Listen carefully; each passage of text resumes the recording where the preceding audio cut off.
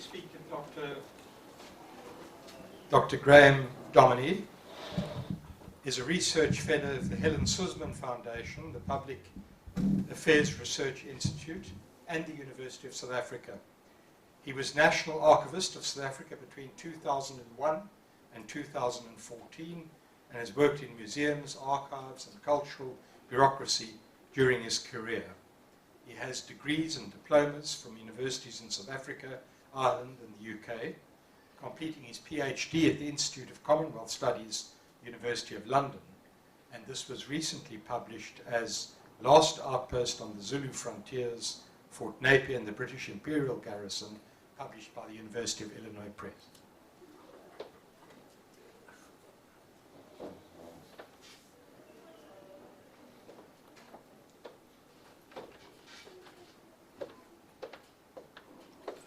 Thank you, Milton. Good afternoon, ladies and gentlemen. I first of all would like to thank the Kaplan Center and the organizers on behalf of myself and the Helen Suzman Foundation for their support and generosity in enabling me to attend this conference. My topic this afternoon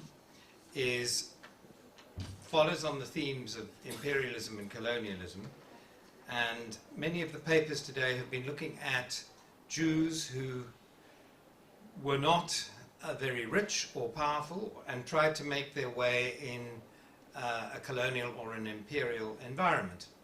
This topic looks at a Jew who came out into the British Empire at the turn of the 20th century as one of the rulers.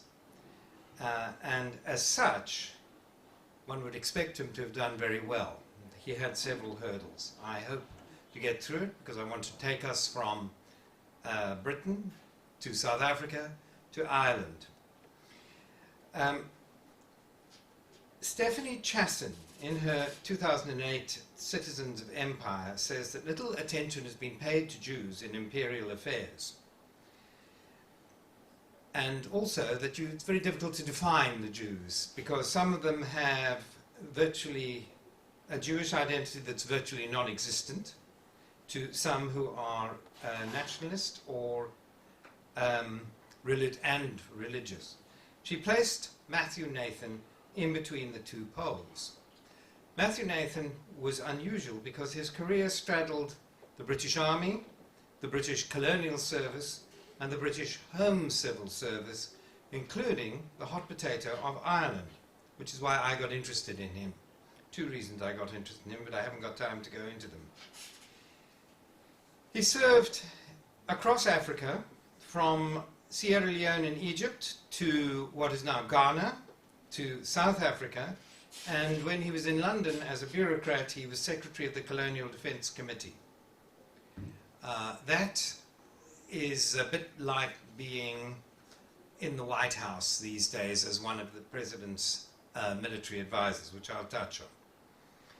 In all of these situations, his personal identity as a Jew played a part. And one of the major issues I want to look at is that of manufactured identity. Nathan was an English gentleman by many, many criteria, except by his birth as a Jew, he was an outsider to that caste. And what we want to look at is how he finessed those two persona. There are in fact five facets to his character. Nathan as soldier, Nathan as governor, Nathan as bureaucrat or apparatchik, Nathan as gentleman, and Nathan as Jew. He was widely praised by contemporaries as being extraordinarily efficient, and these were very prominent people. John Redmond, the leading Irish nationalist, regarded him as admirably efficient. Herbert Samuel, the first professing Jew to serve in the British cabinet, who later became the High Commissioner of British-mandated Palestine, described him as a very able administrator. So are we just talking about a supreme bureaucrat or something different?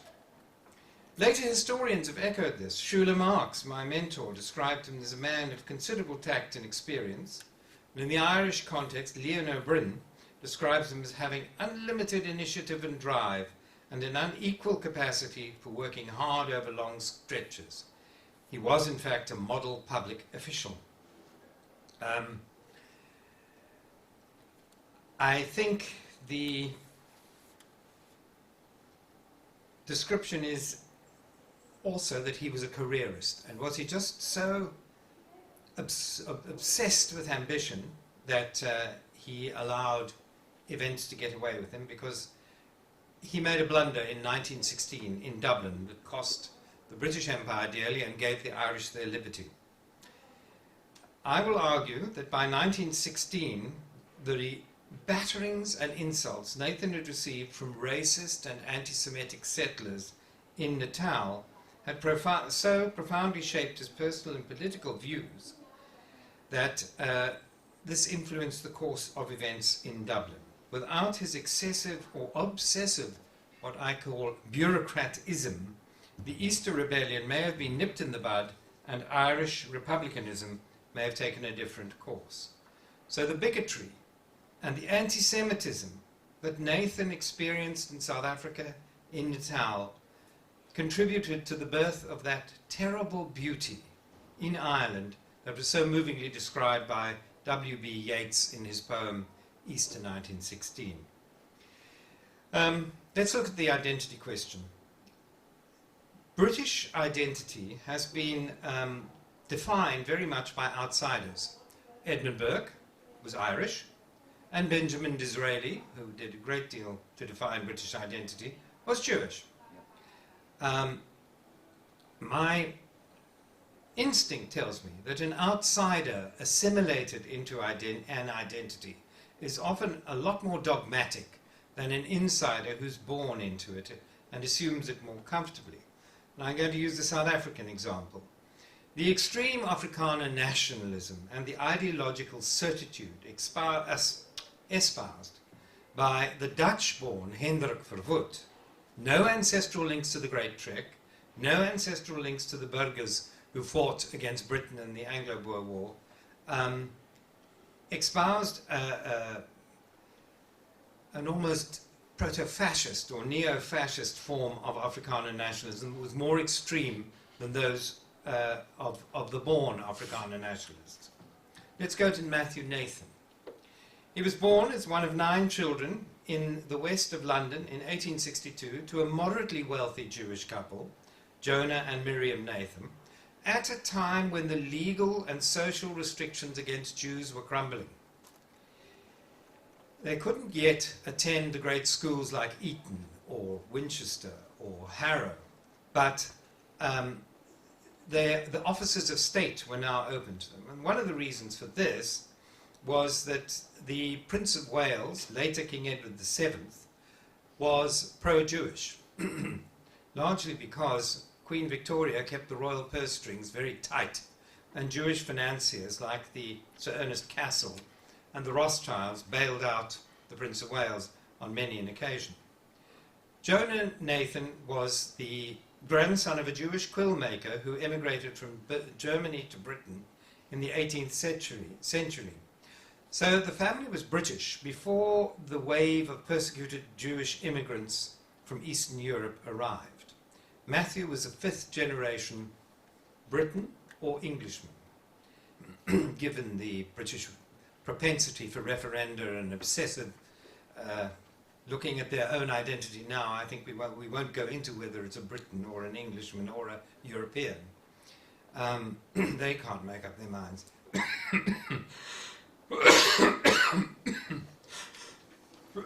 Excuse me.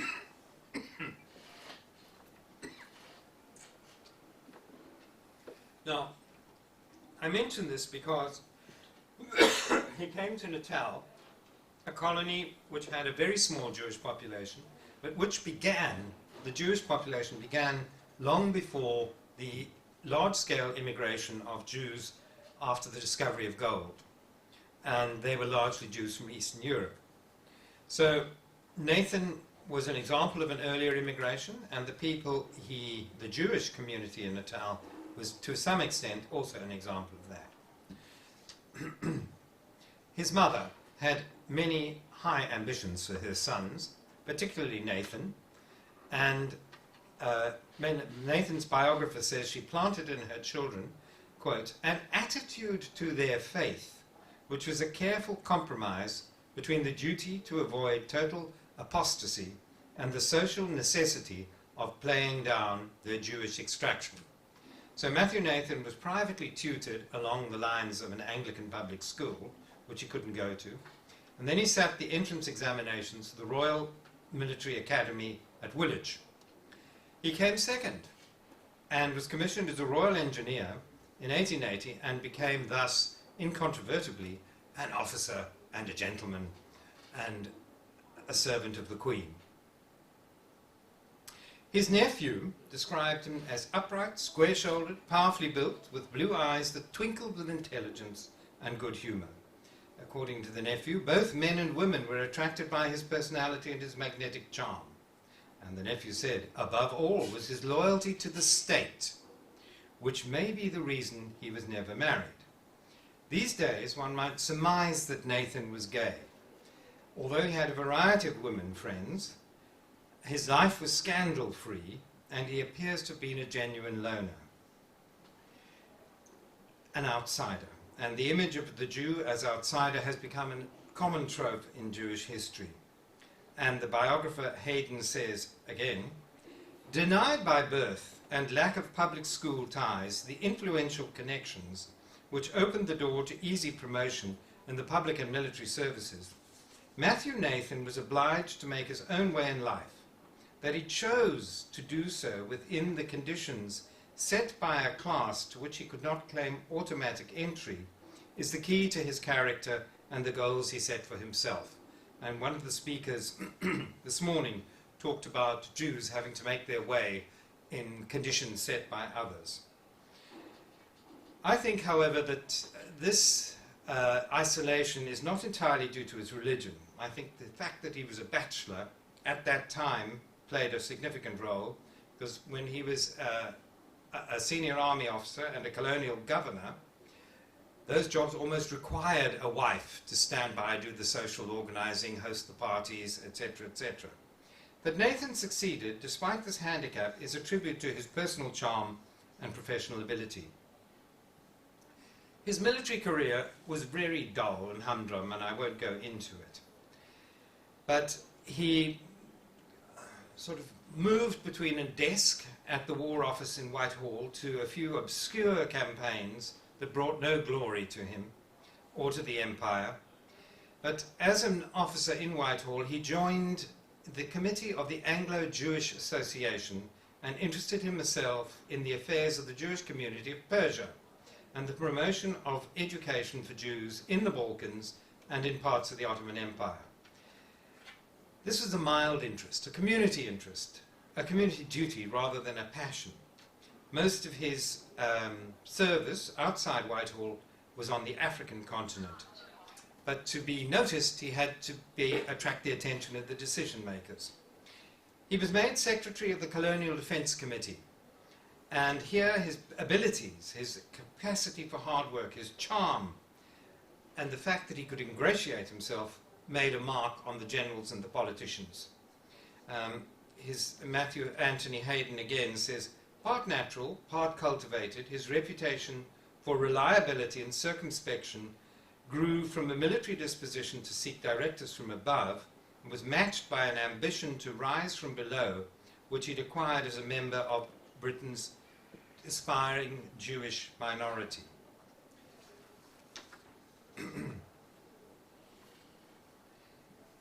That committee, the Colonial Defense Committee, was looking at problems in West Africa, and because they knew their secretary well, and they were the influential people, and he'd been serving in Sierra Leone, they sent him out as governor of Sierra Leone, where he took, and then as governor of the Gold Coast. I'll try and cut down on most of this, but I think what's significant to say is when he was sworn in as governor of I think it was still Queen Victoria, the Queen's colony of Sierra Leone, he took the oath as governor, wearing his helmet. The governor wore those fantastic uniforms with feathers on the hats and medals and all the rest of it, with his helmet on his head and his hand on the Old Testament. and he used his faith to shield himself from involvement in competing Christian interest groups and controversies. And he also favoured the dignified local Muslim community over the fractious Christians, and encouraged and supported and spent lots of taxpayers' money on the establishment of Muslim schools. He showed personal courage and walked out into a street full of rioters to remonstrate with individuals and quell the passions of the crowd. He appeared to possess the qualities of a governor: common sense, tact, decision, and worldly knowledge, and above all, the power of exercising personal influence that the colonial office and the British government loved. He was then sent to the Gold Coast, now Ghana, to sort out the mess his predecessor had made by provoking a war. He did this, and he was advised by one of the Ghanaian kings to hang the rebels in front of the residency in Kumasi, and he decided not to. He decided to exile them. Second issue of decision, of decisiveness. He went on, was promoted quite nicely to Hong Kong, but in Hong Kong the fact that there was no Lady Nathan, because he'd been knighted by then, was held against him, and was sort of kicked sideways to Natal in South Africa. Whitehall believed that the emollient Sir Matthew Nathan was better placed than the pushy Sir Frederick Lugard to pacify the Zulu, placate the self-ruling settlers, and shepherd suspicious Natal through the negotiations for a new united South Africa.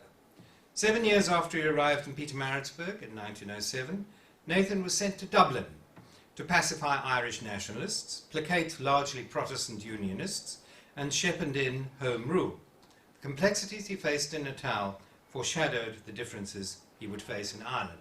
I'm not going to go into the history of Natal, that'll take us too long. I hope you all know it and are all deeply impressed by Natal's history. After Ireland, it's the most passionate history there is. Let's just say that at the end of the Anglo-Boer War, the Boers who'd accepted defeat shared with the Irish the slogan, England's difficulty is Ireland's opportunity, or the Afrikaners' opportunity. That we'll come back to. But to Natal in 1906 there was a rebellion provoked by the idiocy of the colonial government, and the way they handled it was so bad and so clumsy and so cruel that the new liberal government, and I think this is important, Nathan was the first Jewish governor in the British Empire, appointed by a liberal government. I can think of two others later in the 20th century, both appointed by Labour governments. In other words, to get anywhere as a Jew in colonial service, you had to be, it was the left-wing government that favoured you. Who was the Prime Minister? When Nathan was appointed, it was Asquith, Sir Herbert Asquith. And Herbert Samuel, of course, was in the cabinet. Schuler Marx is actually of the opinion that the reason Nathan was appointed to Natal is because the British government actually wanted to insult the Natal colonists. They were so obnoxious that they thought they would, that this is her opinion, that they thought, the Whitehall thought that they would insult Pietermaritzburg by appointing a Jew who was a political liberal and who shook hands with Africans.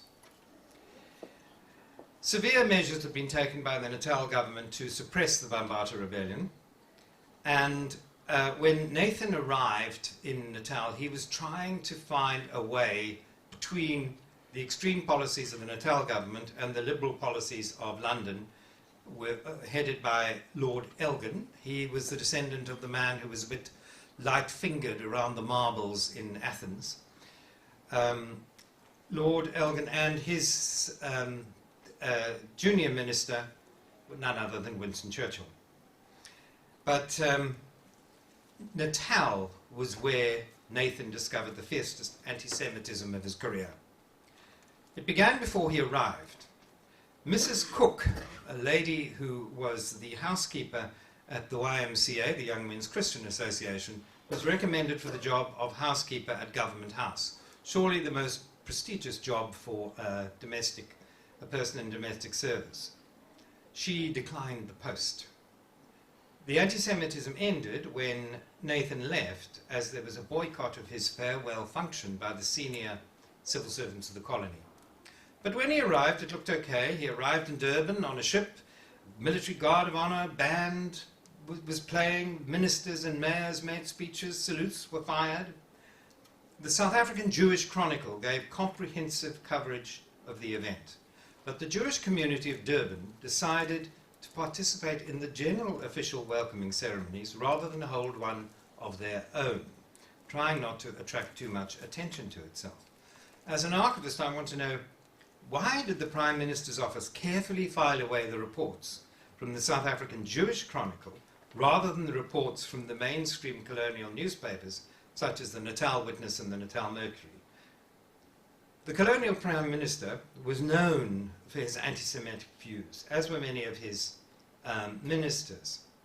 And none other than our chair, Milton, has shown that in Natal the government was afraid of the diseases of Johannesburg being imported to Durban. Jews in Joburg were accused of supplying black workers with alcohol, which debauched them. And the Natal government didn't want this to happen in Durban. It's likely that this is why the Jews of Durban didn't want to stand out as a community and show their community solidarity with Nathan when he arrived. Shortly after he was made governor, Nathan, attended by the Prime Minister Sir Frederick Moore, met a messenger from Prince Dinizulu Qetshwayo and that staunch friend of the Zulu royal house, Harriet Kalenzo, and offered them assurances of goodwill. He wrote to London, to Lord Elgin, and said, "I sent a message to him," that's Dinizulu, "that it was my desire was for the peace of Zululand and the happiness of its people. And if he gave me active support in securing these, I would protect him." Barely a month later, the Prime Minister Moore confronted Nathan with a proclamation of martial law and demanded that he sign it. This placed Nathan in a difficult position because on the one hand this was against the policy that the British government wanted, on the other hand he was obliged to follow ministerial advice. So what he did was he signed it and then submitted a letter of protest, which made him unpopular both with London and with Pietermaritzburg. The colonial office thought this would be awkward if it came out and was made public. He then tried to suggest that London smooth things over with Pietermaritzburg and send a nice letter. This effort was brusquely rebuffed by both Lord Elgin and the officials, who remarked that there was no reason to bridge by platitude the real differences of opinion between London and Natal. Nathan then tried to get prisoners imprisoned under martial law released. He failed. One of his ministers, the most nasty minister, was called Thomas Carter, who did his level best to obstruct everything that the governor did. And Nathan actually said, in exasperation, "Far too much of the time, energy and money of the small community of this colony seems to be taken up in governing themselves badly, and the native population worse." The colonial government also tried to limit his contacts between the governor, limit the contacts between the governor and the majority black population. There was a protest from the educated Christian and westernized Africans, headed by the Reverend John Dube, editor of Imvo, the newspaper that was the mouthpiece for educated black opinion, and John Dube later became the first president of the African National Congress. So you can see a link between a Jew of the 19th century and the current government of this country. Dube's paper described Nathan as the most able and brilliant, enlightened and beneficent governor. Nathan even visited the Ohlanga Institute in Inanda, which was Dube's educational institution, and opened the buildings, the new buildings there. By the way, the Ohlanga Institute was where Nelson Mandela chose to cast his vote in 1994 because of the Dube connection. Natal was pushed into the Union of South Africa at the convention in Durban, and Nathan did his best to facilitate that process. As Union approached, he resigned, and as he was going to be without a job. But before he left Natal, he was subjected to one last humiliation. Mr. Christopher Bird, the permanent secretary in the Colonial Office, in the Colonial Secretary's office, sent out an invitation to all the senior officials in the government departments and their ladies to attend a farewell at home for Sir Matthew Nathan.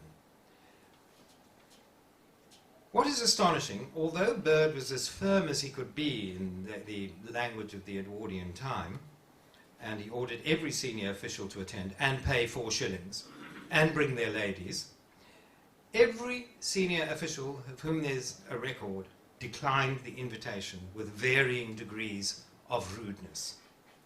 A breathtaking insult of this nature must have been almost unheard of in Edwardian times, as the governor was the representative of the crown, and therefore, through snubbing Sir Matthew Nathan, the officials insulted His Majesty King Edward VII himself. Why? Because he was pacific towards the Zulus? Because he shook hands with John Dube? I don't think so. The only conclusion one is left to draw is that it was the crudest manifestation of anti-Semitism. Natal strained his gentlemanly qualities in the extreme. I don't have much time, so I'm going to cut back on the Irish story. He was sent to Ireland as World War I broke out, to be the senior British government official in Dublin. At the time, one can go into Irish politics forever. There were rumours at the time that he was also being considered for the post of British resident in Egypt, leading a newspaper called the African Weekly to remark, and we've had this discussed this morning as well, so I will quote it, to remark that if Nathan went to Egypt, he would become the first Jew to take a prominent part in the government of that country since the administration of Joseph, a matter of 4,000 years ago. Nathan, while he was in London, tried to take up the case of Jews in Russia and raise money for refugees who are victims of pogroms, etc., etc. But I'm going to have to skip that, I'm afraid. So, he went to Ireland. He attempted to mediate between Protestants and Catholics. He attempted to keep things calm. He had an idiot of a minister.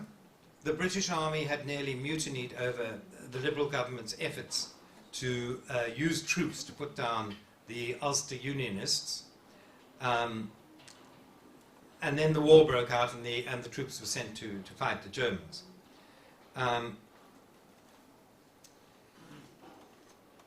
His appointment was not universally welcomed. The Irish Times acknowledged that he had achieved a great deal, but wanted to know why an Irishman didn't get the job. The Irish party, thank you, the Irish political party in Westminster stressed he was the Prime Minister's personal choice, and the Irish Republican periodical was very critical, declaring that Sir Matt's appointment had been greeted with amazement and stupefaction, and accused Nathan, of being a Mason as well as a Jew, a Freemason, as well as being a Jew. The paper declaimed the only experience he could claim as a qualification to rule the Irish was that he'd earlier been a governor of yellow and black-skinned races. Racism was fairly widespread in those days. He tried, as I said, to be non-partisan. His officials were largely Protestant, and they thought that he regarded them with a fine Semitic scorn. And of course he was politically a liberal and not a conservative. His problem was he had an idiot as a minister who spent his time in London, leaving Nathan in Dublin, and the Irish system of governing Ireland was virtually unworkable. He was accused of acting as a soldier, acting only when he got an order. I think this is false. At the time of the Irish Rising in Easter, the British had become aware of it. They had captured Sir Roger Casement, who had landed from a German submarine. They had captured a ship full of guns that the Germans had sent to arm the Irish rebels. And Casement was actually coming to Ireland to tell the Irish rebels, don't rebel. It's not the right time. When this happened, it was Easter, 1916, and Nathan took this as an omen there would not be a rebellion. He overturned the advice of the generals that he should arrest every known Irish nationalist in sight, and delayed. And he delayed over the entire weekend until on the Monday, Easter Monday, the Easter Rising actually broke out. And this was the first time in his career as a soldier of empire and as a colonial servant that bullets actually whizzed round his head. And this was in Dublin Castle, the third city of the United Kingdom. He was superseded as military action was taken immediately, and the rebellion was put down. Dublin was bombarded by British gunboats, and leaving a legacy of bitterness that lasts to this day. And the rebels were executed after they surrendered. And the final point I want to make is, why didn't Nathan advise against that? He had the experience in West Africa. He had the experience in Natal in West Africa, mercy was effective. In Natal, it would have been effective if he could have enforced it. In Ireland, he did nothing. And it created a legacy of bitterness. It created the blood sacrifice that the Irish nationalists wanted. And my conclusion is that Nathan was so battered by his experiences in South Africa that he'd lost his sense of initiative. And I think that, in a sense, his religion was relevant. Had he been either a Catholic or a Protestant, he would have had a stronger sense of one side or the other and a stronger support network. He took his decisions in Ireland in isolation. And the minister told his minister, Birrell, told the Prime Minister Asquith, the rebellion was not an Irish rebellion. It would be a pity if ex post facto it were to become one. Birrell offered his resignation and told Asquith he was very sorry for Nathan the unwise, who up to Ireland had always been successful everywhere. Well, he wasn't successful in this instance, and as I've said, I think his identity played a part in that. Thank you.